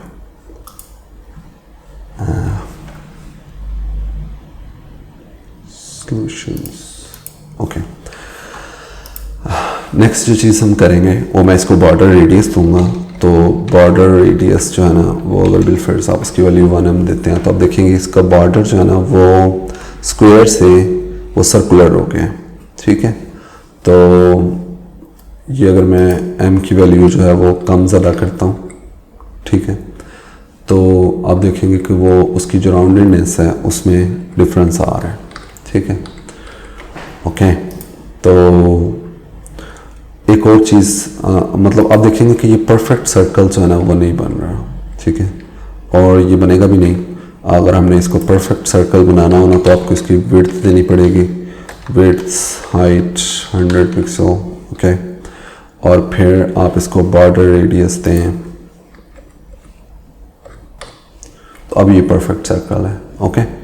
मतलब इसकी हाइट और विड्थ इक्वल होनी चाहिए और इसका जो बॉर्डर रेडियस है वो मतलब या तो उसकी वो बहुत ज़्यादा हो वैल्यू या एटलीस्ट मतलब 50% हो, तो जो है ना वो जो भी हाइट और विड्थ है तो ये मतलब परफेक्ट सर्कल बन जाएगा। लेकिन मतलब ये जस्ट फॉर इंफॉर्मेशन, मेनली जो चीज़ हम यहाँ पर सीखना चाह रहे हैं इस लेक्चर में कि रैम्स और एम्स और पिक्सल को कहाँ पे यूज़ करना है। तो रैम्स जो है वो फॉन्ट साइज़ के लिए यूज़ करना है, ठीक है। तो जो अगर आपने यहाँ पर फॉन्ट साइज़ रैम्स में यूज़ किए होते तो श्रिंकिंग फॉन्ट प्रॉब्लम होनी नहीं थी, जैसे कि हमने प्रीवियस लेक्चर में देखा, ओके। और मतलब जो फॉन्ट साइजेस हैं वो रैम्स में हम फॉन्ट साइजेस देंगे, बाकी मार्जिन, पैडिंग और एलिमेंट की हाइट, विड्थ और बॉर्डर रेडियस जो है वो एम्स में देंगे, और जो बॉर्डर का साइज है वो हम पिक्सल्स में देंगे, ठीक है। वो इसलिए कि अगर आप सिर्फ 1 पिक्सल का बॉर्डर चाह रहे हैं अपने एलिमेंट के इर्द गिर्द, तो अगर आप वो वैल्यू एम के जरिए स्पेसिफाई करने देंगे तो आपको बहुत ही लेंथी फ्रैक्शन लिखनी पड़ेगी, ठीक है। तो उसकी बजाय आप सिंपली पिक्सल में वो वैल्यू दे सकते हैं, ओके। तो इस लेक्चर में हमने देखा कि एम, रैम और पिक्सल वैल्यूज जो है वो हमने कहाँ पे यूज़ करनी है। नेक्स्ट लेक्चर में हम देखेंगे यहाँ पर जो मतलब एक पर्सनल सजेशन है या एक गुड रिकमेंडेशन है कि आपने जब भी आपने अपना पेज डिज़ाइन करना है और उसके स्टाइल्स लिखने हैं तो आपने कोशिश करें कि आप पिक्सल वैल्यूज़ में ना सोचें, ठीक है। फॉर एग्जांपल अब यहाँ पर एक ये एग्जांपल देखें कि 0.625 m जो है ना वो क्या करेगा कि अगर हम लेट्स से अगर हम 16 को मल्टीप्लाई करें 625 से तो उसकी वैल्यू आ जाएगी 10, ठीक है। तो ये 10 पिक्सल बन जाएगा, ओके। अब जब 10 पिक्सल बन जाएगा तो डाउन द लाइन अगर आप कहते हैं कि जी ये क्लास है और मैं इसको हम मार्जिन दे रहे हैं 1m, ठीक है, तो देखिए कि इसकी कैलकुलेशन कितनी ईजी है कि ये 10 पिक्सल होगा। अगर हम कहें ये 1.5 है तो हमें पता है कि ये 15 पिक्सल है, ठीक है, क्योंकि हम 1.5 को ही 10 से मल्टीप्लाई कर देंगे। तो ऐसा करने से क्या होगा कि हमारे पूरे पेज पर तकरीबन सभी एलिमेंट्स का जो फ़ॉन्ट साइज़ है वो 10 पिक्सल हो जाएगा। इससे हमारी कैलकुलेशन तो आसान हो जाएगी, लेकिन हमारी कोडिंग जो है वो डिफ़िकल्ट हो जाएगी। फॉर एग्जांपल जो 10 पिक्सल फ़ॉन्ट साइज़ है वो रिलेटिवली स्मॉल है, यानी कि आपको अक्सर जगहों पे उसको इंक्रीज़ करके 14 पिक्सल करना पड़ेगा नॉर्मल पैराग्राफ्स के लिए, और हेडिंग्स के लिए आपको उससे भी ज़्यादा इंक्रीज़ करना पड़ेगा। तो मतलब ये इससे कैलकुलेशन तो आसान हो जाएगी, लेकिन ओवरऑल आपकी जो प्रोग्रामिंग है वो डिफ़िकल्ट हो जाएगी, ठीक है। तो इसलिए आपने कोशिश करना है कि आप मतलब जो इस कैलकुलेशन एस्पेक्ट को है इसको इतना ज़्यादा सीरियस ना लें कि आप जो मतलब कोडिंग है वो बजाय अपने स्टाइल्स लिखने की बजाय आप उसकी जो कैलकुलेशन है उसको आसान करने की कोशिश करें। तो उससे मतलब ऑब्वियसली आपको ज़्यादा कोड लिखना पड़ेगा, और जितना ज़्यादा कोड लिखना पड़ेगा उसको मेंटेन करने के लिए एफर्ट भी ज़्यादा चाहिए, और उसमें बग्स आने का चांसेस भी उतने ज़्यादा हैं, ठीक है। तो जो इसके लिए रिकमेंडेड पैटर्न है वो ये कि आपने जो भी आपके डॉक्यूमेंट का डिफ़ॉल्ट फ़ॉन्ट साइज़ है, लेट्स से वो 16 है, ये 18 है, ठीक है, लेट्स से वो 18 है, तो आपने बाय डिफ़ॉल्ट अपना जो रूट फ़ॉन्ट साइज़ जो है वो उतना ही सेट कर देना है। तो फॉर एग्जांपल अगर मैं अपना फ़ॉन्ट साइज़ 14 रखना चाह रहा हूँ, तो 14 डिवाइडेड बाय 16 ये हो जाएगा 0.875, तो मैं यहाँ पर कहूँगा जी 0.875। अब ऐसा करने से क्या होगा कि ओवरऑल मेरी स्क्रीन पर सारा जो टेक्स्ट है वो 14 पिक्सल का हो जाएगा, ठीक है। तो 14 पिक्सल करने से क्या होगा कि क्योंकि आपकी डॉक्यूमेंट में ज़्यादातर जो टेक्स्ट है वो सिर्फ रेगुलर पैराग्राफ्स होंगे, तो उनका फ़ॉन्ट साइज़ तो ऑलरेडी सेट हो गया। बहुत चंद जगह ऐसी होंगी, फॉर एग्जांपल हेडिंग्स होंगी कि जहाँ पर आपको फ़ॉन्ट साइज़ चेंज करना होगा, और मतलब वो काफ़ी कम होंगे, आपको बहुत ज़्यादा एफर्ट नहीं करनी पड़ेगी उनके लिए। तो इस तरह से आप अपना जो फ़ॉन्ट साइज़ है उसको ज़्यादा बेहतर तरीके से इस्तेमाल कर सकते हैं, ठीक है। नेक्स्ट एग्जांपल की तरफ बढ़ते हैं। तो नेक्स्ट एग्जांपल में इनफैक्ट ये वही चीज़ है जो हम पीछे डिस्कस कर रहे हैं कि आपने बजाय इसके कि आप मतलब अपनी कैलकुलेशन को इजी करते हुए आप इसको 10 पिक्सल कर लें, ठीक है, और ऑनवर्ड आप उसी के लिहाज से अपना जो बाकी स्टाइलिंग है वो करें। बजाय उसके क्या करें कि आप एक यूजेबल डिफ़ॉल्ट फ़ॉन्ट साइज़ रखें। फॉर एग्जांपल अगर आप अपनी वेबसाइट का ओवरऑल आपका जो फ़ॉन्ट है वो 14 पिक्सल है, तो 0.875 जो है वो आपको तमाम एलिमेंट्स को 14 पिक्सल साइज़ दे देंगे। सिमिलरली अगर आप इसे 18 पिक्सल रखना चाह रहे हैं तो आप इसे 18 डिवाइडेड बाई 16, तो ये 1.125 बन जाएगा, ठीक है। तो वो लिखने से आपका जो ओवरऑल डॉक्यूमेंट है वो 18 पिक्सल हो जाएगी, और उसके बाद आपने जस्ट हेडिंग्स जो हैं उनको ओवरराइड करना है कि उनके फ़ॉन्ट साइजेस जो हैं वो डिफरेंट हों। तो और इसका एक एडेड बेनिफिट ये भी होगा कि अगर लेट्स से कि आप चाहते हैं कि आपके स्क्रीन यहाँ पर मैंने ये 1m जो है उससे कम वैल्यू दी है, तो इसका मतलब है कि मैं जो भी यूज़र का ब्राउज़र का फ़ॉन्ट साइज़ है उससे कुछ कम फ़ॉन्ट में अपनी जो वेबसाइट है वो दिखाना चाह रहा हूँ। तो अगर यहाँ पर मैंने 14 पिक्सल लिखा होता, ठीक है, और यूज़र ने अपना default font size let's say 22 pixel set किया हुआ है, क्योंकि because of some vision impairment, ठीक है, क्योंकि उन्हें देखने में कोई मसला है और वो इसलिए वो उन्होंने अपना फ़ॉन्ट साइज़ लार्ज किया हुआ है। लेकिन जब आप अपना फ़ॉन्ट साइज़ 14 पिक्सल सेट कर देंगे तो यहाँ पर मतलब उनकी जो ब्राउज़र की सेटिंग्स हैं वो इस्तेमाल नहीं होंगी, ठीक है। अलबत्ता अगर मैं यहाँ पर 1.125 था 18 पिक्सल के लिए, तो अगर मैं ये सेट करता हूँ तो अब क्या होगा कि अगर उनका मतलब उन्होंने अपने ब्राउज़र की जो डिफ़ॉल्ट फ़ॉन्ट साइज़ है अगर वो रखा हुआ है लेट्स से 20 पिक्सल, तो मेरा फ़ॉन्ट साइज़ उसके लिहाज से एडजस्ट होगा। अगर वो 16 पिक्सल है तो ये 16 पिक्सल के लिहाज से एडजस्ट होगा, ठीक है।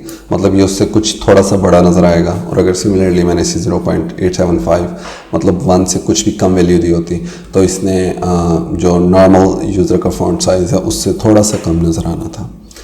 तो इस तरह से आप अपना जो फ़ॉन्ट साइज़ है उसको बेहतर तरीके से इस्तेमाल कर सकते हैं। और इसका एडिड बेनिफिट ये होगा कि अगर यूज़र ने लेट्स से 22 पिक्सल अपना फ़ॉन्ट साइज़ सेलेक्ट किया हुआ तो आपकी पूरी वेबसाइट पर जो आपकी मार्जिन और पैडिंग है वो उस फ़ॉन्ट साइज़ के लिहाज से होंगी, ठीक है। तो मतलब इसका मतलब है कि यूज़र को ज़्यादा मार्जिन और पैडिंग जो है ना वो हमारे डिज़ाइन में नज़र आएगी। अगर क्योंकि वो ऑलरेडी उन्होंने फ़ॉन्ट साइज़ होपफुली इसीलिए ज़्यादा सेट किया है कि वो इजीली देख सकें, तो जब हमारे डिज़ाइन में ज़्यादा मार्जिन और पैडिंग होंगी तो वो उसे और भी क्लियरली देख सकेंगे, ठीक है। तो आप देख रहे हैं बार बार कि जो रिलेटिव फ़ॉन्ट साइज़ हैं उसके मतलब बहुत बेनिफिट हैं कि भी वो आपको बगैर किसी किस्म के स्पेशल कोडिंग के वो आपके जो डिज़ाइन है वो उसको रिस्पॉन्सिव बनाएगा, ठीक है। तो आपने इसको हैबिट बनाएं कि आप इसी को ही यूज़ करें, ओके। अब बढ़ते हैं नेक्स्ट एग्जांपल की तरफ। और इस एग्जांपल में हम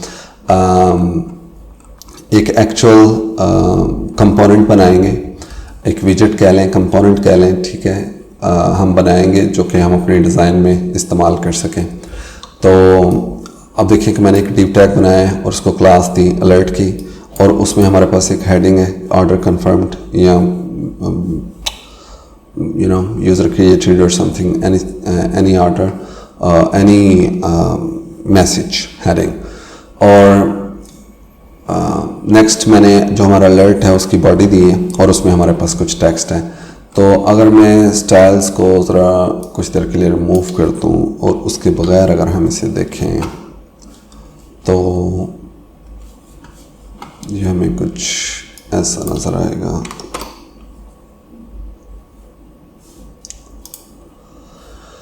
ओके, तो हमारा डिफ़ॉल्ट हेडिंग इस तरह से नज़र आएगी और जो अलर्ट की बॉडी है कुछ इस तरह नज़र आएगी। अब हम देखते हैं कि हमने इसमें स्टाइल ऐड क्या किए हैं। तो स्टाइल में हमने देखिए हमने शुरू में पैडिंग दी है 1M, बॉर्डर रेडियस दिया है 1/2 M और बॉर्डर दिया है 1 पिक्सल सॉलिड और उसको हमने ये कलर दिया।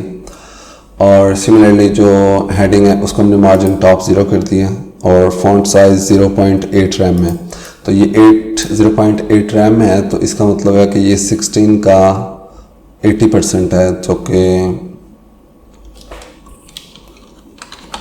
होगा हमारे पास 12.8। ओके, सिमिलरली फॉन्ट वेट हमने इसका बोल्ड कर दिया, टेक्स्ट ट्रांसफॉर्म अपर केस कर दिया। तो इससे क्या होगा, इससे ये होगा कि यहाँ पर देखें कि हेडिंग जो है ना उसमें ये प्रॉपर केस्ड है, यानी कि पहला जो कैरेक्टर है वो कैपिटल है, बाकी सारे स्मॉल है। लेकिन टेक्स्ट ट्रांसफॉर्म अपर केस की वजह से ना ये सारा कुछ ही अपर केस हो जाएगा, ठीक है। तो अगर हम इसको रिफ्रेश करें और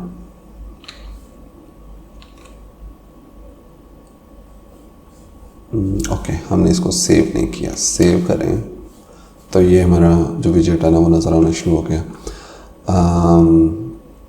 एक दफ़ा फिर से देखें कि हमने इसमें पैडिंग दी है 1EM, तो 1M जो है वो अप्रॉक्सीमेटली 16 पिक्सल होगा। अगर हम इसको इंस्पेक्ट करें तो देखें वो 16 पिक्सल ही है। सिमिलरली हमने इसका फ़ॉन्ट साइज़ जो है वो 0.8 रैम दिया है। इसका क्या बेनिफिट है, अब यहाँ पर मैं जैसे कि हम पीछे श्रिंकिंग फ़ॉन्ट प्रॉब्लम देख चुके हैं, तो अब देखें कि ऊपर हमने वैसे हमने यहाँ पर फ़ॉन्ट साइज़ नहीं दिया, लेकिन लेट से अगर हमने फ़ॉन्ट साइज़ दिया हो या ये अलर्ट किसी और टैग्स के अंदर हो जहाँ के उसके ऊपर कुछ फ़ॉन्ट साइज़ दिया हो, तो ये अपने आप को उसके लिहाज से एडजस्ट करेगा, ठीक है। अगर वहाँ पे फ़ॉन्ट साइज़ बहुत ज़्यादा है तो मतलब इसका साइज़ भी ओवरऑल जो है ना वो ज़्यादा होगा, और अगर फ़ॉन्ट साइज़ कम होगा तो इसका साइज़ भी ओवरऑल स्मॉल होगा। ठीक है, बढ़ते हैं नेक्स्ट एग्जांपल की तरफ। इसमें हम क्या करेंगे कि प्रीवियसली जो हमने अलर्ट कंपोनेंट देखा उसी को हम रिस्पॉन्सिव करेंगे। ठीक है, और रिस्पॉन्सिव कैसे करेंगे कि आप देखें यहाँ पर मैंने मीडिया क्यूरी लिखी है। मीडिया क्यूरी क्या होती है, उसको लिखने के लिए आप सबसे पहले लिखेंगे @media, उसके बाद आप स्क्रीन की हाइट या विड्थ जो भी कंडीशन आप अप्लाई करना चाह रहे हैं वो आप लिखेंगे। फॉर एग्जांपल मैं कह रहा हूँ मिनिमम विड्थ 800 पिक्सल, तो इससे मुराद ये है कि कम से कम 800 पिक्सल की अगर स्क्रीन होगी तो फिर ये स्टाइल जो है ना अप्लाई होना शुरू होंगे। सिमिलरली मैंने कहा मिनिमम विड्थ 1200 पिक्सल, तो अगर कम से कम स्क्रीन का साइज़ इतना है तो फिर फ़ॉन्ट साइज़ जो है ना वो इतना हो जाएगा।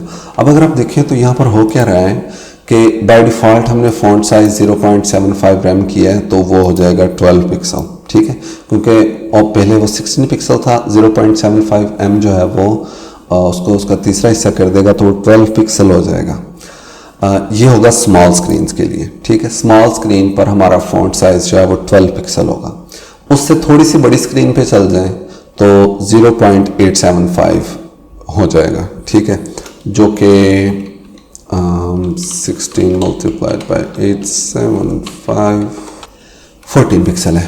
ओके, तो मतलब 12 और उससे ये 14 पिक्सल हो गया, और अगर 1200 पिक्सल पे आए तो फिर वो कम्प्लीटली 16 पिक्सल हो गया। अब अगर आप इस डिज़ाइन को देखें तो ये ऑलमोस्ट आइडेंटिकल है जो हमारा जो पिछले पेज पे हम देख कर आए हैं, सिर्फ हमने क्या किया है फ़ॉन्ट साइज़ को अल्टर किया है स्क्रीन साइज़ के लिहाज से। ठीक है, तो अब अगर मैं आपको इसको रिस्पॉन्सिव बना कर दिखाऊं, ठीक है, रिस्पॉन्सिव और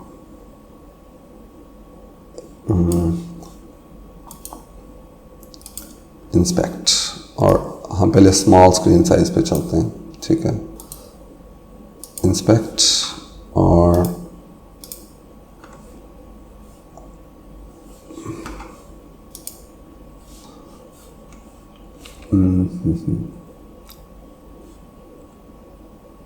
font size 0.75 m और padding 1 m alert।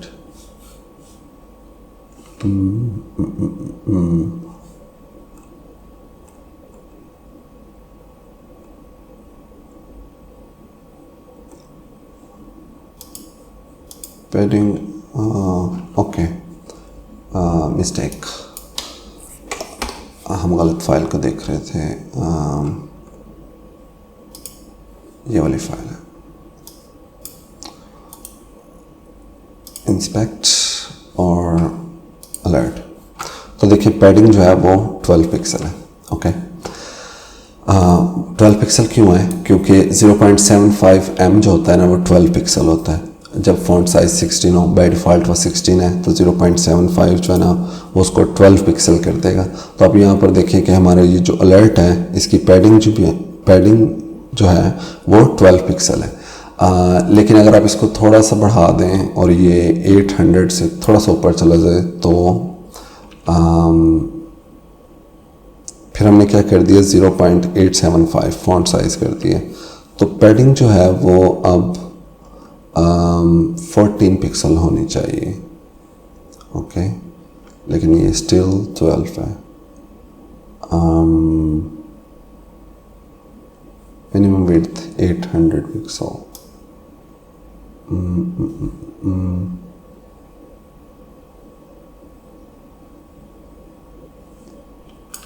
Okay, oh shit, यहाँ पर m लिखना है। ओके, ये मिस्टेक थी। ज़रा दोबारा से करते हैं कि बाय डिफ़ॉल्ट ये 12 है, उससे थोड़ा सा अगर आप इसको इंक्रीज़ करें 800 से ऊपर जाएं तो ये 14 पिक्सल हो जाएगा। ठीक है, पहले हमारे यहाँ पर मिस्टेक थी कि ये m नहीं लिखा हुआ था तो इस वजह से ये अप्लाई नहीं हो रहा था। ओके, क्योंकि फ़ॉन्ट साइज़ की वैल्यू जो थी वो इनएक्यूरेट थी तो ब्राउज़र जो है ना उसे कम्प्लीटली इग्नोर कर रहा था। m हमने ऐड कर दिया तो अब ये 14 पिक्सल की वैल्यू जो है ना वो लेगा। 14 पिक्सल का 1 एम निकालेंगे तो वो 14 पिक्सल ही होगा, और आप देखें कि इसका जो पैडिंग है वो 14 पिक्सल है। ऑलराइट, और इसी तरह अगर हम इसे 1200 पिक्सल से ऊपर लेकर जाएं तो यहाँ पर अगर हम इसे 12 से ऊपर ले जाएं तो आप देखें कि ये 16 पिक्सल हो गए। ठीक है, तो आपने देखा कि मतलब फ़ॉन्ट साइज़ के लिहाज से हम सिर्फ मुख्तलिफ स्क्रीन साइज़ पे सिर्फ फ़ॉन्ट को चेंज कर रहे हैं, और उसके अगेंस्ट हमारा पैडिंग और हमारा बॉर्डर रेडियस जो है वो खुद ब खुद ही एडजस्ट हो रहा है। तो आप इसके बॉर्डर रेडियस को भी अगर जहन में रखें तो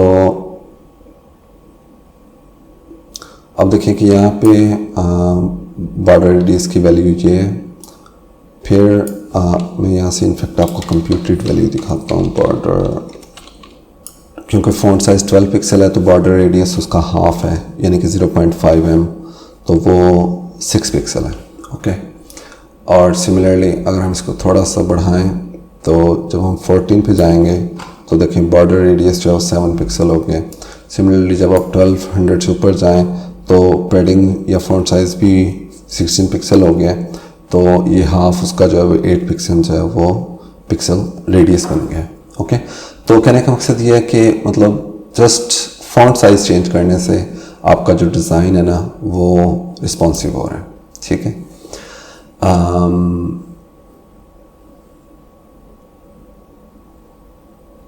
यहाँ पर एक और चीज़ नोट करें, अगेन जैसे मैंने पहले बताया था कि अगर आप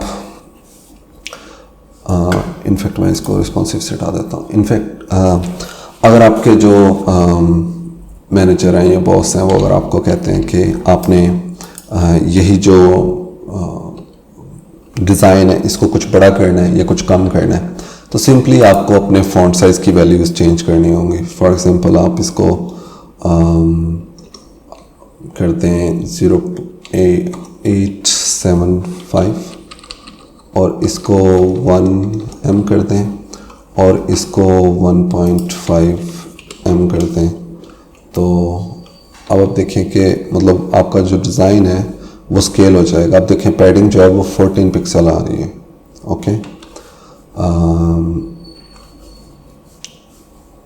इसको रिस्पॉन्सिव करके देखें तो मतलब इस वक्त हमारा जो फ़ॉन्ट साइज़ है वो कितना है, फ़ॉन्ट साइज़ 24 पिक्सल है, तो ऑब्वियसली पैडिंग भी 24 पिक्सल होगी। सिमिलरली जो इसका बॉर्डर रेडियस है वो 12 पिक्सल होगा। तो जस्ट एक वैल्यू चेंज करने से आपकी स्क्रीन पर जहाँ पर आपने padding, border radius, height, width, margin में m की वैल्यू यूज़ की होंगी तो वो खुद ब खुद एडजस्ट हो जाएंगी। ओके, ठीक है, बढ़ते हैं नेक्स्ट एग्जांपल की तरफ। तो नेक्स्ट एग्जांपल में हमने सेम वही जो अलर्ट है उसके हमने वेरिएंट्स बनाने तो वो बहुत इजी है, और उसको बनाने के लिए हमने जस्ट क्या किया है कि जो अलर्ट है उसमें हमने फ़ॉन्ट साइज़ ऐड किया है। जो हमारा प्रीवियस वेरिएशन थी उसमें अलर्ट में फ़ॉन्ट साइज़ नहीं था, अब यहाँ पर हमने फ़ॉन्ट साइज़ ऐड कर दिया है 1 m। इसका क्या फ़ायदा है कि अब अलर्ट जो है ना वो अगर किसी भी दूसरे एलिमेंट के अंदर नेस्टेड होगी तो बिलफर्ज उसका फ़ॉन्ट साइज़ ऑलरेडी 4 पिक्सल है, तो इस सूरत में हमारी अलर्ट का फ़ॉन्ट साइज़ बहुत ही कम हो जाएगा। लेकिन हमने क्या किया है कि हमने फ़ॉन्ट साइज़ और पैडिंग जो है वो रैम के लिहाज से दे दी है, तो वो ऑलवेज जो भी हमारा रूट एलिमेंट है उसका फ़ॉन्ट साइज़ है वो उसके बराबर होंगी। ठीक है, और जो हमारी हेडिंग है उसका फ़ॉन्ट साइज़ हमने क्या कर दिया है, अगेन वो ऑलरेडी जैसे m था वैसे रहने दिए। तो अब हम क्या करेंगे कि जस्ट हमने 2 एक्स्ट्रा क्लासेस डिज़ाइन किए हैं, एक लार्ज की और एक स्मॉलर की, कि जब भी पैनल और लार्ज की क्लास जो है वो इकट्ठी नज़र आए तो फ़ॉन्ट साइज़ क्या कर देना है 1.5 रैम। तो ऑलरेडी 16 पिक्सल है तो 1.5 जो है वो 24 पिक्सल हो जाएगा। ओके, और जब स्मॉलर की क्लास देंगे तो वो फ़ॉन्ट साइज़ अगर 16 है तो वो 12 पॉइंट समथिंग कुछ हो जाएगा क्योंकि 0.8 रैम है। तो इसका अगर हम इफ़ेक्ट देखें कि एक्चुअली में हमें स्क्रीन पर कैसे नज़र आएगा, तो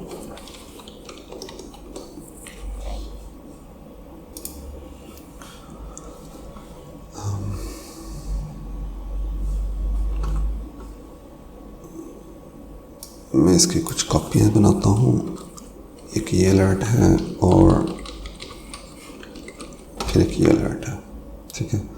और अब हम इसको क्लास देते हैं स्मॉल और इसका नाम लार्जर कर देते हैं और यहाँ पर alert larger, okay. I don't think in पर कोई असर पड़ा है। एक्स्ट्रा फाइल्स क्लोज कर दें ताकि हम इससे कंफ्यूज ना हो, ओके। तो 11 मेकिंग अलर्ट साइज वेरिएंट्स और 11 making alert size variants, okay. Time to debug. तो स्मॉलर और इसके स्टाइल्स में आके देखते हैं कि अलर्ट और स्मॉलर वाली क्लास जो ना अप्लाई नहीं हुई, यानी कि वजह से हमारे उसमें है ही नहीं। तो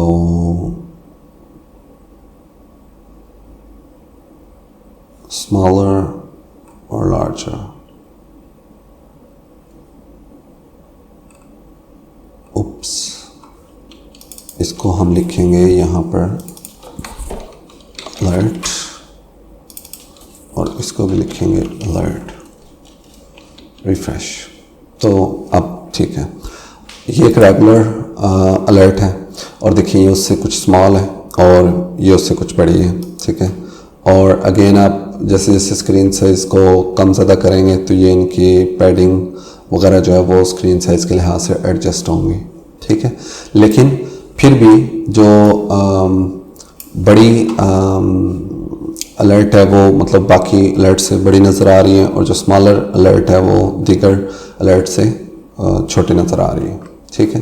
तो अगेन देखते हैं कि इसको हमने कैसे किया कि हमने फ़ॉन्ट साइज़ जो है ना वो अलर्ट को फ़ॉन्ट साइज़ दिया है और वो फ़ॉन्ट साइज़ रैम में दिया है। रैम में देने की वजह ये है कि ताकि अलर्ट जहाँ कहीं भी हो उसका फ़ॉन्ट साइज़ हमेशा एक जैसा ही होगा, ठीक है। यानी कि एक जैसा होने से मुराद ये है कि अगर स्मॉलर अलर्ट जो है वो 5 जगहों पर इस्तेमाल हुई है और वो मुख्तलिफ जगहों पे नेस्टेड है और हर जगह जहाँ पे वो नेस्टेड है वहाँ पर पेरेंट का फ़ॉन्ट साइज़ कुछ डिफरेंट है, तब भी उस स्मॉलर अलर्ट का साइज़ जो है वो हर जगह एक ही होगा। सिमिलरली अगर हमारे पास एक लार्जर अलर्ट है और वो भी 10-15 जगहों पे है और जहाँ जहाँ पे है वहाँ पे उसके पेरेंट का फ़ॉन्ट साइज़ कुछ भी है, लेकिन तब भी हमें उसका फ़ॉन्ट साइज़ जो है ना वो कंसिस्टेंट नज़र आएगा, ठीक है। इसलिए हमने क्योंकि हमने यहाँ पर रैम यूज़ की है तो ये रैम जो है ये हमेशा रूट एलिमेंट से अपना साइज़ जो है ना वो कैलकुलेट करता है बजाय जो भी नियरेस्ट डिसेंडेंट होता है उसके फ़ॉन्ट साइज़ की बजाय। ये करने के बाद हमारे पास ये एक तरह का हैंडल आ गया है। अब इस फ़ॉन्ट साइज़ को अगर बढ़ाएं तो ये जो मतलब ये फ़ॉन्ट साइज़ है मतलब इस अलर्ट का फ़ॉन्ट साइज़ जो है वो उसके अकॉर्डिंगली बढ़ेगा, ठीक है। और इसका जो बॉर्डर रेडियस है वो भी उसके अकॉर्डिंगली बढ़ेगा। एक चीज़ है अलबत्ता ये पैडिंग जो है ना ये रैम में है ये नहीं बढ़ेगी, लेकिन अगर हम इसको भी एम में कर दें तो ये भी जो है ना वो इंक्रीज़ या डिक्रीज़ होगी, ठीक है। तो मतलब जितनी बड़ी स्क्रीन होगी उतनी ज़्यादा पैडिंग जो है वो यहाँ पे नज़र आएगी। ऑलराइट, तो बाद में हमने जस्ट क्या किया है कि हमने अलर्ट लार्जर कि जहाँ पे अलर्ट के साथ लार्जर की क्लास आए, अलर्ट और लार्जर जहाँ पे इकट्ठे नज़र आए। तो यहाँ पर देखिए मैंने इनके दरम्यान में स्पेस नहीं छोड़ी, अगर इनके दरम्यान में स्पेस छोड़ी होती तो उसका मतलब कुछ और बन जाना था। देखिए ये उन्होंने कोई इफेक्ट नहीं हुआ उससे, है ना, मतलब ये सारे एक ही तरह के नज़र आ रहे हैं। इनको इकट्ठे लिखना है। इकट्ठे लिखने से मुराद क्या है कि जहाँ पे अलर्ट और लार्जर की क्लास इकट्ठे हों या अलर्ट और स्मॉलर की क्लास जो ना वो इकट्ठे हों तो फिर हमने ये करना है। जब अलर्ट और लार्जर की क्लास इकट्ठे हों तो हमने अलर्ट का फ़ॉन्ट साइज़ क्या कर देना है, ये मतलब लार्जर का, अलर्ट का नहीं लार्जर का, जब ये इकट्ठे हों तो हमने उस एलिमेंट का फ़ॉन्ट साइज़ जो है 1.5 m कर देना है। यानी कि नॉर्मली 1 m था तो हमने उसे बढ़ा के 1.5 m कर देना है। तो उससे पैडिंग और बॉर्डर रेडियस और हेडिंग का फ़ॉन्ट साइज़ जो है ना वो बढ़ जाएंगे। क्योंकि आप यहाँ पर देखिए कि कितनी पैडिंग है, यहाँ पर उससे कम पैडिंग है और यहाँ पर उससे भी कम पैडिंग है, ठीक है। इसका बॉर्डर जो है वो कुछ मतलब कम राउंडेड है, उसका उससे ज़्यादा राउंडेड है और ये सबसे ज़्यादा जो है ना राउंडेड है, क्योंकि हमने बॉर्डर रेडियस जो है ना वो भी m में ही स्पेसिफाई किया। तो कहने का मतलब ये है कि आप अपना जो भी डिज़ाइन है आप उसको एम और रैम्स के ज़रिए डिफ़ाइन करते हैं। और आपने देखिए कि मैं जैसे आपको पैटर्न बता चुका हूँ कि आपने हमेशा जो फॉन्ट साइज़ है वो रैम में इस्तेमाल रैम्स में डिफ़ाइन करना है। जो बॉर्डर है, मार्जिन पैडिंग है, हाइट विड्थ है, बॉर्डर रेडियस है, ये आपने एम के ज़रिए स्पेसिफाई करना है। और जो बॉर्डर रेडियस है सॉरी जो बॉर्डर है यानी कि बॉर्डर रेडियस तो एम ही करेंगे, जो रेगुलर जो बॉर्डर है यानी कि ये जो डॉटेड या डैश या सॉलिड जो लाइन है इसका साइज़ जो है ना वो हमने पिक्सल में स्पेसिफाई करना है। तो यहाँ पर देखिए कि हमने वो पिक्सल में ही स्पेसिफाई किया हुआ है, ठीक है। और क्योंकि ये सारा एम और रैम के जरिए डिफाइन किया गया है जो कि फ़ॉन्ट साइज से रिलेटेड है, तो हमने ये मीडिया क्यूरीज लिखी है। मीडिया क्यूरीज क्या लिखी है कि जनाब जब स्क्रीन की मिनिमम विड्थ कम से कम अगर उसका स्क्रीन का साइज़ 800 पिक्सल है तो फिर हमने रूट की ये वाली वैल्यू नहीं इस्तेमाल करनी, ये वाली करनी है। और सिमिलरली अगर स्क्रीन का साइज़ कम से कम 1200 पिक्सल है तो फिर हमने रूट का फॉन्ट साइज़ जो है ना वो ये कर देना है, ठीक है। तो ये तीनों स्टाइल जो है ना ये रूट के ही हैं, एक ही एलिमेंट के स्टाइल हैं, लेकिन स्क्रीन साइज के लिहाज से कभी ये वाला स्टाइल अप्लाई होगा, कभी ये और कभी ये, एक वक्त में इनमें से एक ही स्टाइल अप्लाई हो रहा होगा। तो हमारा डिज़ाइन जो है वो स्क्रीन साइज़ के लिहाज से ख़ुद को एडजस्ट करेगा। अलबत्ता जैसे मैंने आपको शुरू में बताया था कि पिक्सल परफेक्ट डिज़ाइन जो है ना उसमें क्या होता है कि वो स्क्रीन को मुख्तलिफ रेंजेस में डिवाइड किया होता है, जैसा कि यहाँ पर हमने किए 1200 पिक्सल, 800 पिक्सल, ठीक है। तो आप देखें कि 800 पिक्सल से नीचे हमारा कुछ डिज़ाइन है, फिर 800 पिक्सल पे हम एकदम उसको चेंज कर देते हैं, और फिर 800 से 1199 तक हमारा एक ही फॉन्ट साइज़ है, 1200 पर हम उसे एकदम से चेंज कर देते हैं। इसको हम बेहतर बना सकते हैं, लेकिन उसके लिए हमें एक अदद और रिलेटिव यूनिट की ज़रूरत होगी जो कि हम अभी नेक्स्ट पढ़ेंगे। तो अब तक जो हमने पढ़ा है वो एम्स और रैम्स के बारे में हमने पढ़ा, और ये फॉन्ट साइज से रिलेटेड यूनिट है, और हमने देखा कि ये कैसे वर्क करते हैं और हम कैसे इनको इस्तेमाल करके जो हमारा पेज है या उसके कंपोनेंट्स हैं उनको डिज़ाइन कर सकते हैं और उनको रिस्पॉन्सिव बना सकते हैं, ठीक है। और फिर हमने एम और रैम्स के इस्तेमाल से होने वाले कुछ कॉमन इश्यूज़ को देखा और हमने उनको रिजॉल्व करना भी देखा, ठीक है। नेक्स्ट हम देखेंगे व्यू पोर्ट रिलेटिव यूनिट्स। अभी तक जो हमने देखा था कि एम और रैम जो है वो फॉन्ट साइज़ के लिहाज से एडजस्ट होते थे। अब हम देखेंगे ऐसे यूनिट्स जो कि व्यू पोर्ट के लिहाज से एडजस्ट होते हैं। तो व्यू पोर्ट क्या चीज़ होती है?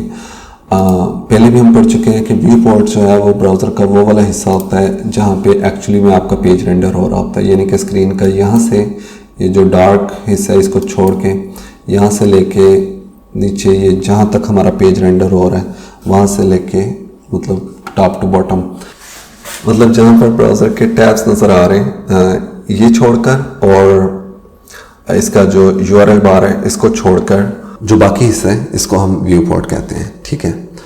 तो व्यू पोर्ट का जो यूनिट है वो किस तरह से होते हैं, अगर मैं आपको ये पेज एक्चुअली में ओपन करके दिखाऊं तो हमारे पास व्यू पोर्ट हाइट है, व्यू पोर्ट विड्थ है, और व्यू पोर्ट मिनिमम है और व्यू पोर्ट मैक्सिमम है। तो सबसे पहले व्यू पोर्ट हाइट को देखते हैं जो कि व्यू पोर्ट की हाइट से डिटरमिन होता है। तो फॉर एग्जांपल ऊपर से लेके यहाँ नीचे तक ये हमारे पास व्यू पोर्ट हाइट है, और लेफ़्ट से लेके राइट तक ये हमारे पास व्यू पोर्ट विड्थ है। और अभी हम इनको इस्तेमाल कर सकते हैं, और इस्तेमाल करने के लिए हम इसकी जो वैल्यू स्पेसिफाई करेंगे वो हम 1 से 100 तक कर सकते हैं। इनफैक्ट उससे भी ज़्यादा कर सकते हैं, लेकिन नॉर्मली 1 से 100 तक करेंगे। और अगर हम 10 VH लिखते हैं तो इसका मतलब है कि व्यू पोर्ट का 10th जो हिस्सा है ना वो हम स्पेसिफाई करना चाह रहे हैं। अगर हम 50 VH लिखते हैं तो इसका मतलब है कि हम व्यू पोर्ट हाइट की जो 50% जो व्यू पोर्ट हाइट है ना वो हमारी मुराद है उससे। तो मैं एक्चुअली में अगर ये स्टाइल अप्लाई करके देखूँ, फॉर एग्जांपल मैं यहाँ पर कहता हूँ 50 VW और 50 VH, ओके। तब अब देखें कि ये हमारा जो स्क्वायर बॉक्स है ये आधी ही स्क्रीन का साइज़ ले रहा है और आधी ही स्क्रीन की विड्थ ले रहा है। मे भी आपको देखने में लग रहा हो कि शायद ये थोड़ा सा ज़्यादा ले रहा है हाइट, वो इसलिए कि इसके ऊपर ये टॉप पे मार्जिन है। तो अदरवाइज़ ये हाफ व्यू पोर्ट हाइट और हाफ व्यू पोर्ट विड्थ जो है ना वो ले रहे हैं। लाजमी नहीं कि हमने विड्थ जो है वो व्यू पोर्ट विड्थ में ही लिखनी है, इसको भी हम व्यू पोर्ट हाइट में स्पेसिफाई कर सकते हैं। ठीक है, तो इस सूरत में ये जो विड्थ है ये भी जो स्क्रीन का आधा हिस्सा है उसके बराबर है। ठीक है, तो ये व्यू पोर्ट हाइट है और व्यू पोर्ट विड्थ है। सिमिलरली हमारे पास व्यू पोर्ट मिनिमम है जो कि लिटिल बिट ट्रिकी है, लेकिन होपफुली मैं आपको समझा पाऊँगा। वी मिन और यहाँ पर लेट्स से मैंने 90 वी मिन लिखा है और हाइट जो है वो भी 90 वी मिन लिखा है। ओके, तो अब ये हमारे पास एक स्क्वायर बॉक्स आ गया। तो व्यू पोर्ट मिनिमम से क्या मुराद है? इससे मुराद है 1/100 ऑफ द स्मॉलर डायमेंशन, यानी कि इससे मुराद बेसिकली उतनी ही वैल्यू है जितनी कि VH या VW से है, लेकिन अब ये हाइट से आ रहा है या विड्थ से आ रहा है। तो अभी आप देखेंगे कि मेरे जो स्क्रीन है वो लैंडस्केप मोड में है। लैंडस्केप मोड से मुराद ये है कि इसकी विड्थ ज़्यादा है और इसकी हाइट कम है। तो इसका मतलब है कि जो कम है वो हाइट है, तो वी मिन में अभी हाइट की वैल्यू जो है ना वो इस्तेमाल हो रही होगी। ठीक है, और अगर मैं वी मैक्स कहता तो इस वक्त जो हाइट कम है विड्थ ज़्यादा है, तो वी मैक्स की वैल्यू जो थी ना, अगर मैं कहता 50 वी मैक्स तो उसने वी डब्ल्यू की ही 50% वैल्यू जो है ना यहाँ पर इस्तेमाल करनी थी। ठीक है, तो एक दफ़ा फिर से रिपीट करते हैं वी मिन को और वी मैक्स को, कि वी मिन से मुराद है कि आपकी हाइट और विड्थ में से जो भी वैल्यू स्मॉलर है ना वो वाली वैल्यू यहाँ पे इस्तेमाल करनी है। तो अब आप देखिए कि इस वक्त मेरी हाइट छोटी है और विड्थ जो है ना वो ज़्यादा है। तो अगर मैं इस पेज को रिस्पॉन्सिव करके देखूं तो मैं आपको दिखा सकता हूं। इस वक्त देखें अभी भी मेरी हाइट जो है वो कम है, विड्थ ज़्यादा है। तो मैं ज़रा अपने व्यू पोर्ट को रिसाइज करता हूं और मैंने हाइट को बढ़ा दी है और विड्थ को अब मैंने कम कर दिया। अब देखें, अब बिल्कुल ऑपोजिट सिनेरियो हो गया। अब ये पोर्ट्रेट मोड में है। अब वी मिन की वैल्यू क्या होगी? अब हाइट ज़्यादा है विड्थ कम है, तो वी मिन की वैल्यू वी डब्ल्यू वाली वैल्यू होगी। ठीक है, यानी कि वो अगर हम कहेंगे ना 50 वी मिन तो वो वही वैल्यू होगी जो कि 50 वी डब्ल्यू की है।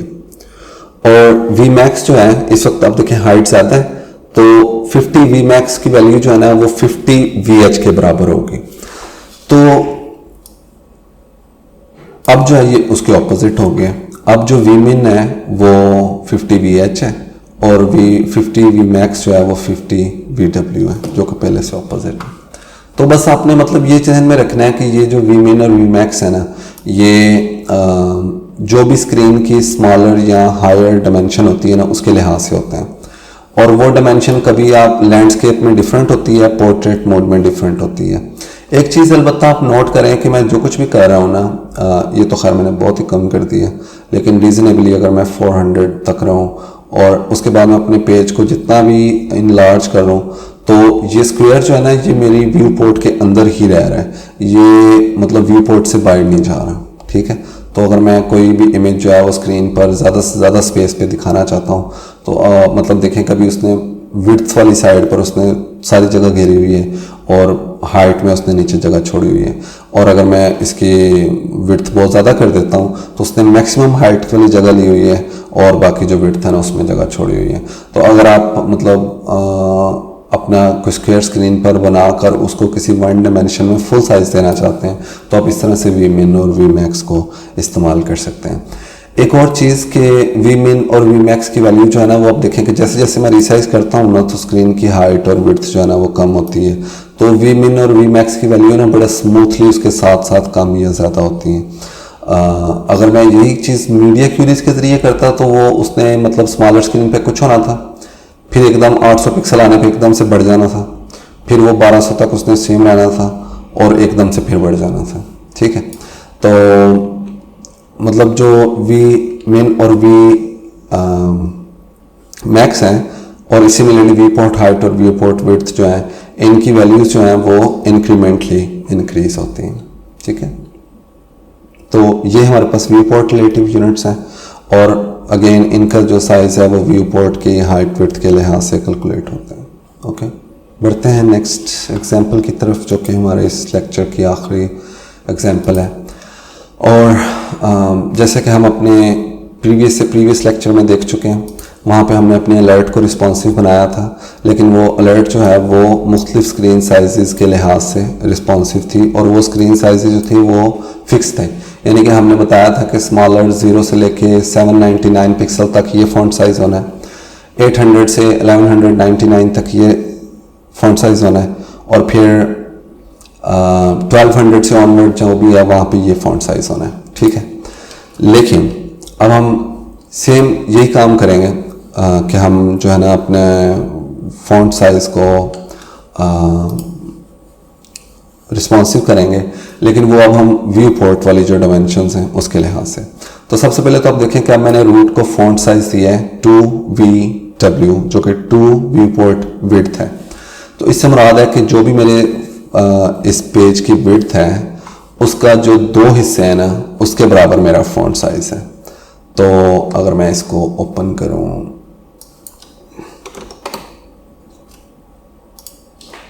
ठीक है, और हमने इसके फ़ॉन्ट साइज़ पे ध्यान रखना है, बॉडी के अंदर ही है तो बॉडी का ही फ़ॉन्ट साइज़ देखते हैं, फ़ॉन्ट साइज़ कंप्यूटेड, ओके। और ज़रा मैं इसको वो कर देता हूँ। तो अब देखें फ़ॉन्ट साइज़ इस वक्त 25.16 पिक्सल है, और जैसे जैसे मैं इसको कम करता जाता हूँ तो आप देखें कि फ़ॉन्ट साइज़ जो है ना उसके अकॉर्डिंगली कम होता जा रहा है, ठीक है, स्मूथली। और अगर मैं इसको लेट से 400 तक ले जाऊँ तो देखिए फ़ॉन्ट साइज़ जो है ना वो 7.56 पिक्सल हो गया। सिमिलरली अगर मैं इसको फुल स्क्रीन कर दूँ, सारा एक्सपैंड कर दूँ, तो ये 74.48 पिक्सल पे चला गया, ठीक है, जो कि बहुत ज़्यादा हो गया। ओके, तो या तो ये बहुत कम हो रहा है या बहुत ज़्यादा हो रहा है। तो हम क्या कर सकते हैं कि हम एक अल्टरनेट मेथड जो है ना वो इस्तेमाल कर सकते हैं, और वो क्या है कि 2 व्यू पोर्ट विड्थ की बजाय हमने 1 व्यू पोर्ट विड्थ कर दिया है। अलबत्ता यहाँ पर हमने CSS का ये एक फंक्शन यूज़ किया है जिसको कल्क कहते हैं, कैलकुलेटर या कैलकुलेट, और इसमें मैंने स्पेसिफाई किया 0.5M। तो मैंने कहा फॉन्ट साइज़ की वैल्यू जो है ना वो कैलकुलेट करनी है, और वो कितनी होगी 0.5M। अच्छा, ये वाला स्टाइल जो है ना ज़रूरी नहीं है, मतलब आप इसको कंसिडर नहीं करेंगे। अब देखें बाय डिफ़ॉल्ट हमें पता है कि फ़ॉन्ट साइज़ जो ब्राउज़र का है ना वो 16 होगा, उसका हाफ निकालें तो वो कितना हो जाएगा 8 पिक्सल। 8 पिक्सल प्लस 1 VW, ठीक है, प्लस जो भी व्यू पोर्ट की विड्थ है उसके एक हिस्सा। तो इससे क्या होगा, अब आप देखें अगर आप इसको स्मॉल करें ना तो 400 पिक्सल पे भी वो 12 पर मेरा फ़ॉन्ट जो है ना मौजूद है। इससे पहले वो कितने पे था, अगर मतलब हमने ये वाला तरीका इस्तेमाल नहीं किया था तो वो 8.56 था। लेकिन इस तरह करने से, और इसको सेव भी करेंगे, 12.28 पिक्सल हो गया, ठीक है। और अब अगर मैं इसको बहुत ज़्यादा इंक्रीज़ करूं तो पहले वो 75 पे चला गया था, लेकिन अब जस्ट 45 पे गया, ठीक है। तो मतलब अब देखिए कि ये फ़ॉन्ट साइज़ जो है ना बिल्कुल रिस्पॉन्सिव इस लिहाज से है कि मतलब ये किसी ख़ास 800, 1200, 768, 1024, 1280 मतलब कोई ख़ास स्क्रीन साइज़ के लिहाज से नहीं है, बल्कि आप जैसे जैसे अपनी स्क्रीन साइज़ को बढ़ाएंगे, ठीक है, तो या आप अपने ब्राउज़र को रीसाइज़ कर रहे हैं तो आपका जो फ़ॉन्ट साइज़ है ना वो अकॉर्डिंगली रीसाइज़ होगा। अब इमेजिन करें कि अगर यही जो हमारे पास अलर्ट वाला कंपोनेंट है वो अगर मैं यहाँ पर कॉपी कर लूँ, ठीक है, इसके स्टाइल्स भी मैं कॉपी कर लेता हूँ,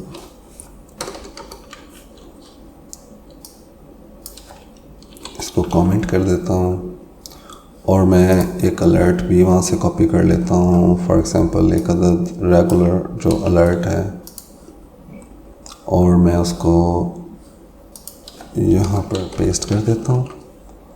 ठीक है, तो अब आप इसको देखें कि जो हमारा, एक सेकंड, इसको हम देखें कि हमने पैडिंग जो है वो और फॉन्ट साइज़ इसका हम अब यहाँ पर M कर देते हैं फॉर एग्ज़ाम्पल। तो आपका फॉन्ट साइज़ जो है ना वो स्क्रीन साइज़ के लिहाज से कम या ज़्यादा हो रहा है। ठीक है, अलबत्ता एक चीज़ है, ऐसा करने से इनफैक्ट अगर हम इसको 1 रैम भी रखें तो तब भी ये इंक्रीज़ डिक्रीज़ होगा। वो इसलिए कि हम ये जो ऊपर साइज़ कैलकुलेट कर रहे हैं वो रूट एलिमेंट का ही कर रहे हैं और ये फॉन्ट साइज़ रूट एलिमेंट के लिहाज से आ रहा है, तो ये अब भी कम और ज़्यादा हो रहा है। अब देखें फॉन्ट साइज़ काफ़ी कम हो गया और अगर मैं इसको फुली इंक्रीज़ कर दूं तो ये अब फॉन्ट साइज़ जो है 33.44 पिक्सल है।